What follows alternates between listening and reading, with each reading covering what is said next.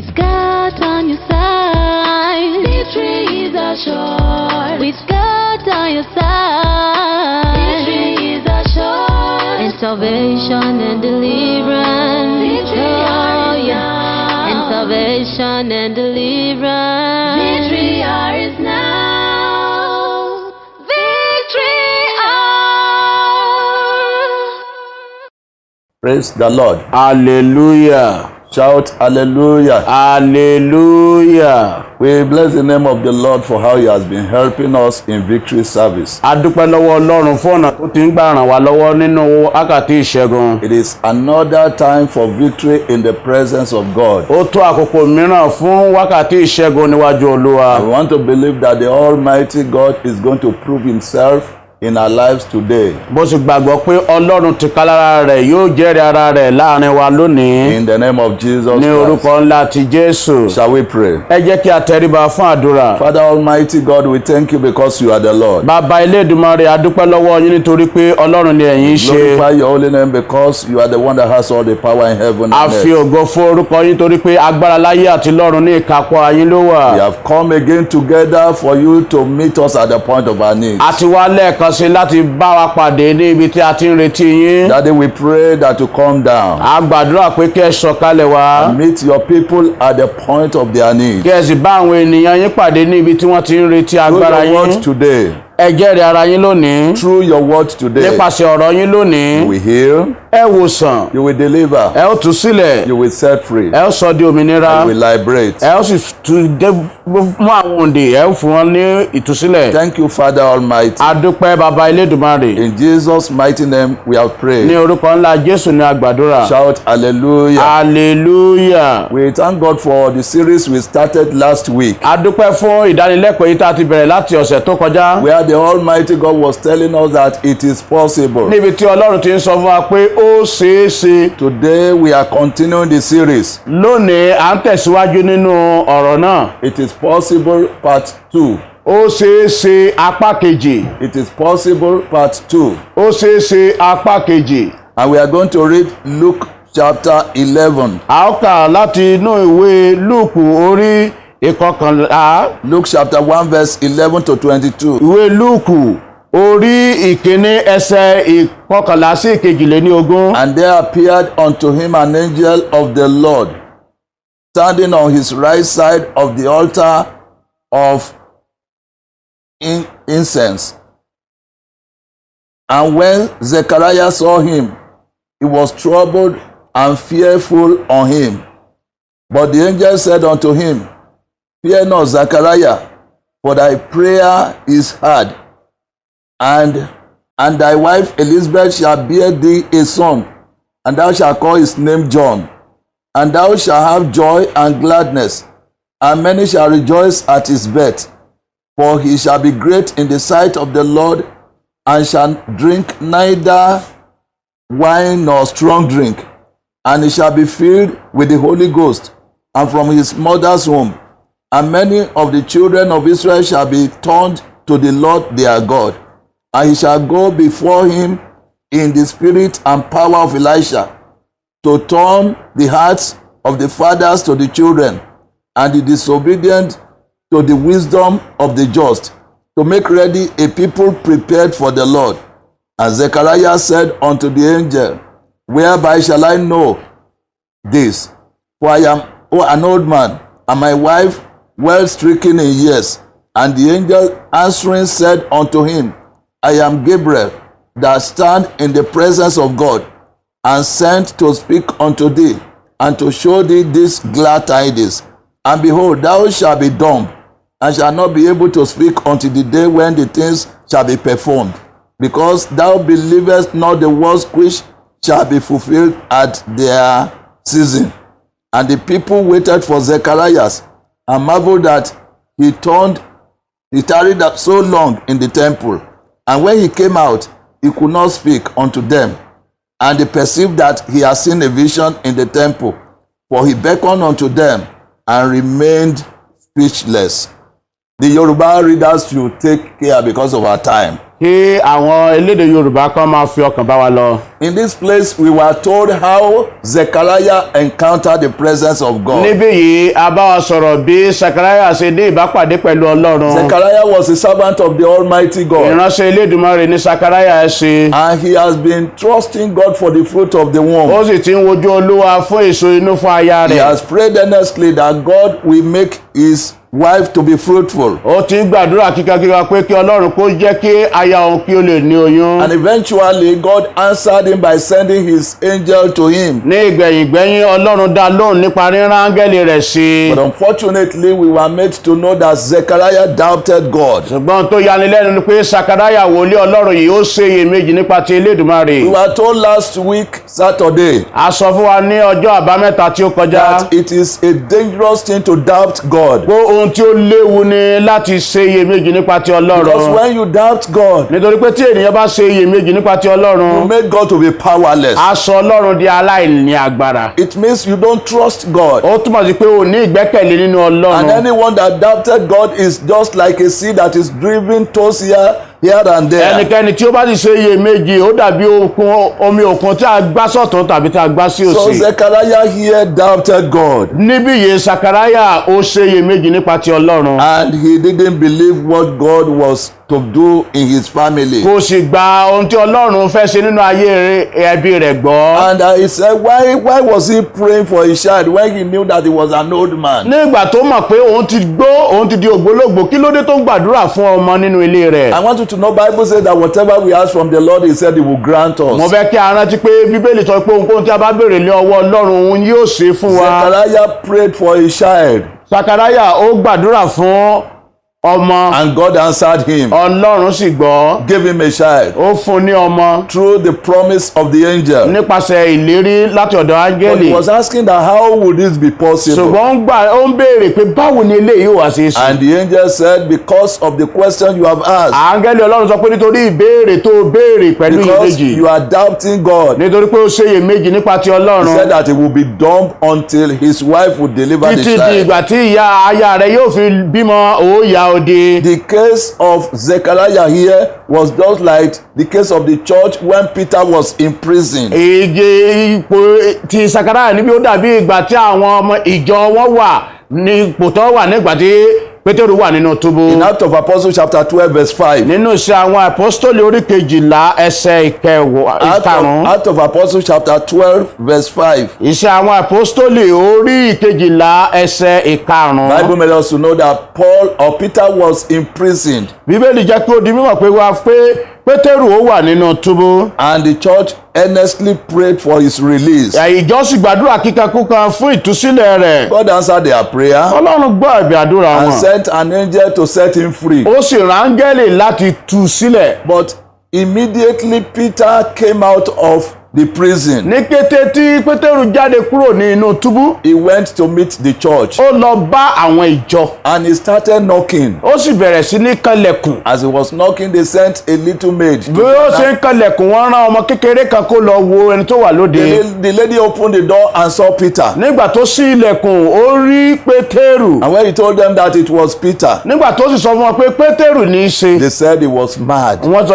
pé orí rẹ̀ kò pé. That how can Peter be released just like that? Báwo ló ṣe rọrùn fún Pétérù láti jáde nínú túbú bí That eléyìí? means they didn't believe that God can answer their prayer. I Nítorí pé wọ́n ń gbàdúrà ṣùgbọ́n wọn ò ní ìgbàgbọ́ pé Ọlọ́run lè dáhùn àdúrà don't know wọn. what you are asking from Kí God. ni ò ń béèrè lọ́wọ́ Ọlọ́run? And God has been answering your Tí prayer. Ọlọ́run sì ti ń dáhùn. I want you to know that God is a God that answered prayers. Mo fẹ́ kí o mọ̀ pé Ọlọ́run ni Ọlọ́run tó dáhùn àdúrà. He perfects that which concerns us. Ohunkóhun tó kàn wá a máa mú wá sí ìṣe. I want you to know that whatever you ask from God, that is ready to grant them to Mo you. fẹ́ kó o mọ̀ pé ohunkóhun tó bá béèrè lọ́wọ́ Ọlọ́run ó ṣetán láti dá ọ Therefore, lóhùn. you should not allow that to sap you of your blessings. Ìdí nìyí kó o má gbé eléyìí láàyè láti jà ọ́ lólè ìbùkún rẹ. As you come to the Lord today, Bí o ṣe wá sí ọ̀dọ̀ Ọlọ́run lónìí, go out of your doubt. jáde kúrò nínú iyèméjì rẹ. Believe God that He can meet you at the point of your need. Gba Ọlọ́run gbọ́ pé ó lè bá ọ pàdé nínú ìbéèrè àti èròǹgbà ọkàn I rẹ. want you to know that God is a God that answers Mo fẹ́ prayers. kó o mọ̀ pé Ọlọ́run ni Ọlọ́run tí í dáhùn àdúrà. And because you are before Him today, Nítorí pé a sì wà níwájú rẹ̀ lónìí, your own shall not be difficult for God in the name of Jesus tìrẹ Christ. ò ní ṣòro ṣe fún Ọlọ́run ní orúkọ ńlá Jésù. Luke chapter 1 verse 37 says, Ìwé Lúùkù orí kìíní ẹsẹ̀ kẹtàdínlógójì sọ wípé, for with God all things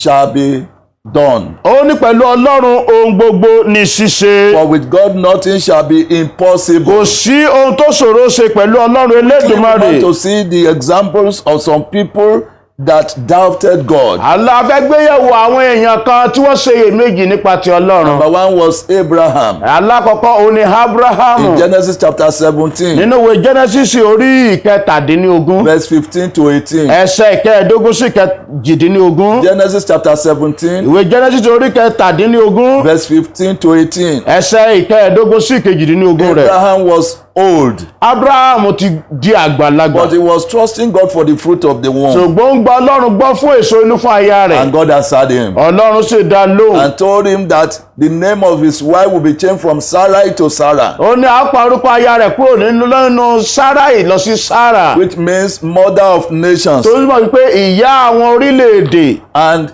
Abraham to be changed to Pé Abraham, a ó gbé orúkọ rẹ̀ náà dà kúrò ní Abraham lọ sí Ábúráhámù. meaning father of Tó nations. túmọ̀ sí pé bàbá àwọn orílẹ̀-èdè. But Abraham laughed. Ṣùgbọ́n Ábúráhámù àti ẹbí rẹ̀ wọ́n He rẹ́rìn-ín said, I am already old. pé àwọn ti gbó. How can we bear a child now at our old age? Báwo làwọn ṣe wá bímọ ní ọgbọ́n ọjọ́ orí wa? Doubted God. Wọ́n ṣe iyèméjì nípa Ọlọ́run. Also in Genesis chapter 18, Bákan náà nínú ìwé Genesis orí kejìdínlógún, verse 4 to 14. ẹsẹ̀ ìkẹrin sí ìkẹrìnlá. Bible made us to know when you read it from verse 1 of that Genesis chapter 18, Bíbélì jẹ́ kó yé wa tá a bá kà láti ẹsẹ̀ kínní rẹ̀ that some 3 visitors were passing through. pé àwọn àlejò mẹ́ta kan wọ́n ń ré kọjá lọ. Abraham saw them Ábúráhámù sì rí wọn. and bid them to come to his house to eat. Ó sì wá pé káwọn gbà wọn lálejò kí wọn kí ó lè jẹun pẹ̀lú òun. He fed them, Ó bọ́ wọn. he took care of Ó them. ṣe wọ́n ní And àlejò. after they were well fed, Lẹ́yìn tí wọ́n jẹun yó he tán, asked from him, where is Sarah your wife? wọ́n béèrè pé níbo ni Sárà aya rẹ̀ wà. He said his wife was in the tent room. Ó ní ó wà ní ẹ̀yìn àgọ́. And they said, by this time next year, Wọ́n ní ìwòye àmọ́dún, your wife will become a mother. aya rẹ̀ yóò di ìyá ọlọ́mọ. Sarah had at the tent room Sárà ó gbọ́ lẹ́yìn ìpàgọ́. and started laughing Ó just like her bẹ̀rẹ̀ sí husband. rẹ́rìn gẹ́gẹ́ bí ọba alẹ́ rẹ̀. She started laughing, Ó bẹ̀rẹ̀ sí rẹ́rìn. basing her laughter on her old age. Ó ń gbé ẹ̀rín rẹ̀ lé ìgbéyẹ̀wò ọjọ́ orí ara rẹ̀. I am too old. Ó lóun ti dàgbà. Can I enjoy anything again? Ǹjẹ́ mo sì lè gbádùn kankan gẹ́gẹ́ bí Even ìyáálé my mọ́? husband that is old, Bẹ́ẹ̀ kan náà baálé mi ti can he dàgbà. perform as a man? Ǹjẹ́ wàá lè ṣe gẹ́gẹ́ bí iṣẹ́ ẹni tí ó jẹ́ ọ̀dọ́? Doubted God. Ó ṣe iyèméjì nípa ti She Ọlọ́run. doubted God. Ó ṣe iyèméjì nípa But ti then I don't Ọlọ́run. know what you are trusting God Mi for. ò mọ tó ń gbẹ́kẹ̀lé tó ń I retí want láti you ọ̀dọ̀ to Ọlọ́run. know that with God all things are Mo fẹ́ kó possible. o mọ̀ pé pẹ̀lú Ọlọ́run ohun gbogbo ni ṣíṣe. Also in 2 Kings chapter 4 verse 16. Bákan náà nínú èkejì àwọn ọba 2 Kings chapter 4 verse 16. orí ìkẹrin ẹsẹ̀ There was ìkẹẹ̀jìdínlógún. a woman referred to as the Shunammite woman. there. Obìnrin kan wà níbẹ̀ tí a pè ní opó arábìnrin Súnámì. This was the woman that saw Elisha passing Ó lórí Èlíṣà tó ń ré kọjá lọ. and told her husband that they needed to build a place for the man of God. Ó ní àwọn ní láti kọ́ ilé fún ènìyàn They Ọlọ́run. built a place for Elisha Wọ́n kọ́ ilé fún Èlíṣà. and Elisha was feeding there. Èlíṣà sì ń jẹun níbẹ̀. One day Elisha asked his servant and said, what can we do for this woman? Lọ́jọ́ kan wòlíì béèrè lọ́wọ́ ìránṣẹ́ rẹ̀ kí ni a lè ṣe fún arábìnrin yìí. And the servant said, I have never seen a child in this house. Àmọ́ ìránṣẹ́ rẹ̀ sọ pé láti ọjọ́ tá a ti ń wá a ò rí ẹnì kankan tó ti bí ọmọ nínú ilé And yìí. they called the woman and told her, Wọ́n sì pe arábìnrin wọn sọ fún un pé that woman, you are going to have a child. arábìnrin ò bímọ. The woman said, man of God, don't lie to me. Obìnrin sọ pé ènìyàn Ọlọ́run ẹ má tàn mí. Because he didn't believe she could be a Nítorí mother pé kò again. gbàgbọ́ pé òun lè jẹ́ ìyá ọlọ́mọ. What is that which you are not believing can happen in your life Kí ni again? iṣẹ́ ìyanu tó ò tilẹ̀ ro kàn kó lè ṣẹlẹ̀ sí ọ tó sì I want fẹ́. you to know that God is not a man that can lie. Mo fẹ́ kó o mọ̀ pé Ọlọ́run kì í ṣe ènìyàn tí yóò fi ṣèké. He is not the son of man that can postpone his word. Bẹ́ẹ̀ ni ènìyàn tí yóò ronúpìwàdà. Whatever he says he will do, he will surely do Ohunkóhun it. tó bá ti pinnu láti ṣe bẹ́ẹ̀ gẹ́lẹ́ ni yóò Also ṣe. in 2 Kings chapter 7, Ní bẹ́ẹ̀ gẹ́lẹ́ nínú ìwé àwọn ọba kejì orí keje verse 1 and 2. ẹsẹ̀ ìkíní sí ìkejì níbẹ̀. 2 Kings chapter 7, verse 1 and 2. Àwọn ọba kejì orí keje ẹsẹ̀ ìkíní sí ìkejì níbẹ̀. Bible made us to know in chapter 6 of that 2 Kings Bíbélì jẹ́ kó di mímọ̀ fún wa ní orí kẹfà rẹ̀ that there was a famine in the land of pé Samaria ìyàn ń bẹ ní ilẹ̀ Samaria because the enemies besieged their land. nítorí pé ọ̀tá dó ti ìlú wọn. The enemies debarred them from feeding. Ọ̀tá kó dá wọn lẹ́kun àti rí oúnjẹ jẹ bó ṣe yẹ kán jẹ. There was a problem Ìṣòro dé because of the besieging of the enemies. nítorí ìdótì ọ̀tá lórí ìlú wọn. It got to a serious situation that they started killing their children for food. Ìyàn náà mú tó bẹ́ẹ̀ gẹ́ tí wọ́n bẹ̀rẹ̀ sí ní lo ọmọ wọn láti máa jẹ So bí God sent oúnjẹ. his servant Elisha to them. Ṣùgbọ́n Ọlọ́run rán wòlíì rẹ̀ Èlíṣà sí wọn. And in that chapter 7, Ní orí ìkeje Elisha told them that God will make all their problems to be cancelled. Ọlọ́run sọ látẹnu wòlíì rẹ̀ pé ìyàn yìí yóò tán ohun gbogbo yóò dọ̀pọ̀. That God will bring prosperity to the land of Samaria. Pé ìlọ́rọ̀ yóò sì wọlé tọ̀ ìlú Samaria. And there was a chief in the land Olóyè kan ń bẹ nínú ìlú náà. who said, I don't believe Ó it. sọ pé eléyìí a lè ṣe é ṣe bí. That even if God should open the doors of heaven, Pé bí ó tilẹ̀ wo Ọlọ́run kó ṣí fèrèsé ọ̀run. that it could not be possible. Pé eléyìí ò lè ṣe é ṣe. And he paid dearly with his life. Ẹ̀mí rẹ̀ ló fi di. In verse 17, Bible says that he saw it just like Elisha said. Elisha said, you will see it, but you will not eat out of it. Gẹ́gẹ́ bí ó ti jáde láti ẹnu wòlíì rẹ̀ pé ojú rẹ̀ yóò rí ṣùgbọ́n kò ní ní ìpín bẹ́ẹ̀ bẹ́ẹ̀ I gẹ́lẹ́ sí ní pray ìrírí for rẹ̀. somebody hearing me today. Mo ń gbàdúrà fún ẹnìkan tó ń gbọ́ mi lónìí. Every blessing that is meant for you will not elude you in the name of Jesus Gbogbo Christ. ìbùkún tó tọ́ sí ọ kò ní fò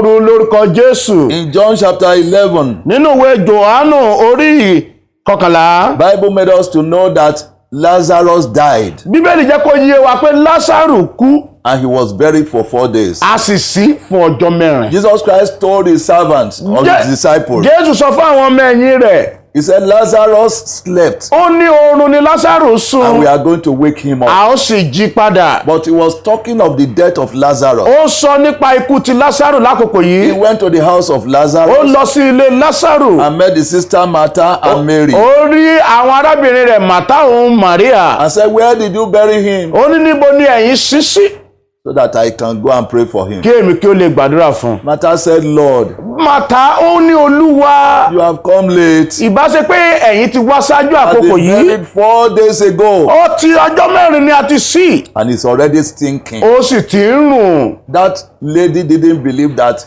it could be done again. Arábìnrin yìí kò gbàgbọ́ pé ó tún lè ṣeé ṣe lẹ́ẹ̀kan Because sí he i. thought that since Lazarus was buried 4 days, Ó rò pé nígbà torí pé a ti sin Lásárù fún ọjọ́ mẹ́rin that he sẹ́yìn could not come to life pé again. kò tún lè padà wá sí I ìyè don't mọ́. know the situation of your life that is already stinking. Mi ò mọ ipò ayé rẹ tó ti dòkú tó ti bẹ̀rẹ̀ sí ní rùn. Today, because you are hearing the word of God, Lónìí nítorí pé ó ń gbọ́ ọ̀rọ̀ Ọlọ́run. they shall come alive in the name of Jesus Ó Christ. jáde wá sáàyè lórúkọ ńlá Every Jésù. situation that you thought is no more possible, Gbogbo ipò tó rò pé kò ṣeé ṣe mọ́. because with God all things are Nítorí possible, pé pẹ̀lú Ọlọ́run ohun gbogbo ni ṣíṣe. we surely make them possible in the name of Jesus Yóò jẹ́ Christ. kó di ṣíṣe fún ọ lórúkọ ńlá Jésù. In John chapter 20, verse 24 to 29, Nínú ìwé Jòhánù orí 20 láti ẹsẹ̀ 24 sí Bible made us to 29. know that Jesus Christ rose again after he was crucified. Bíbélì sọ pé jẹ́ kó yé wa pé Jésù ó jíǹde padà lẹ́yìn tí a ti kàn mọ́ àgbélébùú. He showed himself to the disciples, Ó fira rẹ̀ hàn àwọn ọmọ ẹ̀yìn. and eventually they believed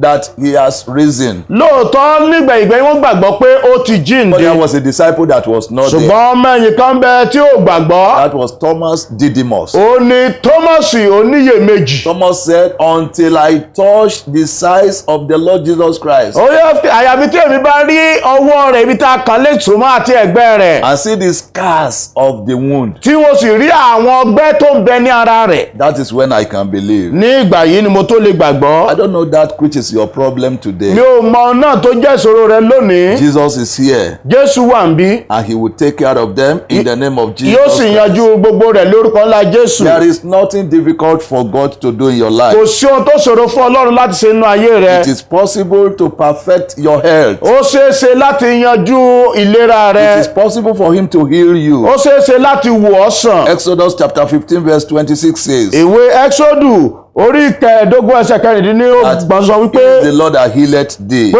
òun ni Ọlọ́run tí múni lára dá.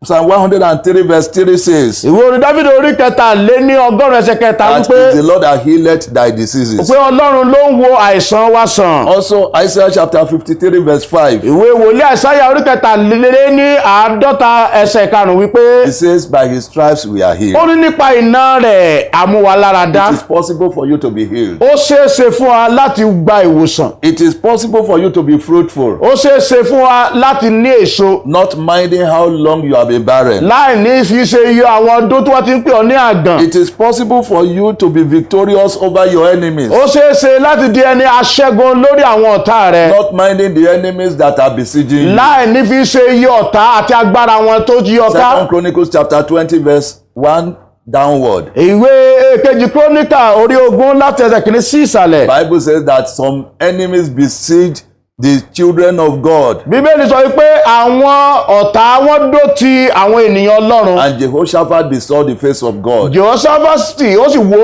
ojú Ọlọ́run. He praised God, Ó yin Olódùmarè. and God gave him victory. Ọlọ́run sì fún ní ìṣẹ́gun. Your victory will come today. Ìṣẹ́gun rẹ yóò wá lónìí. I say your victory will come Mo ní today. ìṣẹ́gun rẹ yóò wá lónìí. Also, it is possible for you to be victorious over poverty. Bẹ́ẹ̀ gẹ́lẹ́ ó ṣeéṣe fún ọ láti ní ìṣẹ́gun lórí òṣì. David said, the Lord is my shepherd, I shall not want. Dáfídì sọ pé Olúwa ni olùṣọ́ àgùntàn mi, èmi kì yóò ṣe aláìní. In the book of Psalms chapter 23 verse 5. Nínú ìwé orin Dáfídì orí kẹtàléní ogún ẹsẹ̀ karùn-ún. And also in Philippians chapter 4 verse 19. Bẹ́ẹ̀ gẹ́lẹ́ nínú ìwé Fílípì orí kẹrin ẹsẹ̀ kọkàndínní God said ogún. that he shall supply all your needs Ọlọ́run sọ pé ó bá gbogbo àìní wa pàdé. according to his riches in glory by Gẹ́gẹ́ Christ bí Jesus. ìlọ́rọ̀ rẹ̀ nínú ògo nínú Jésù Brethren, I want you Kristi. to know that your own is not difficult with God. Ara mo fẹ́ kó o mọ̀ pé tirẹ̀ kò ṣòro fún Ọlọ́run láti ṣe. It is possible for you to possess your Ó possession. ṣeé ṣe láti gba ẹ̀tọ́ rẹ àti For ìní you rẹ. to have your needs met, Fún ọ láti jẹ́ kí a bá ìní rẹ pàdé. you must be ready to receive that which is your heart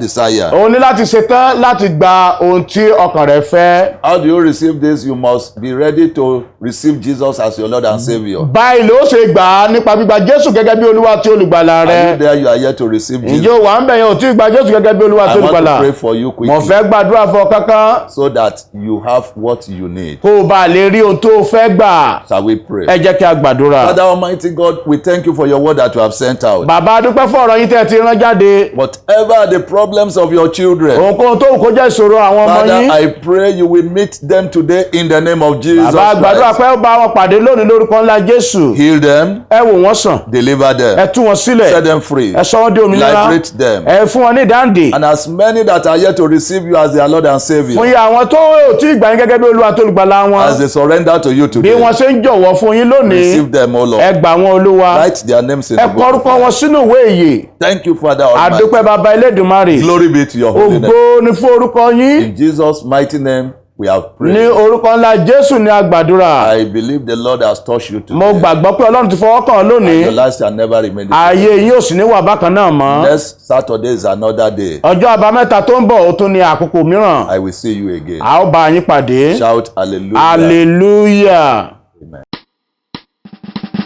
With God on your side, victory is assured. With God on your side, victory is assured. With God on your side, victory is assured. With God on your side, victory is assured. And salvation and deliverance, victory are yours. And salvation and deliverance, victory are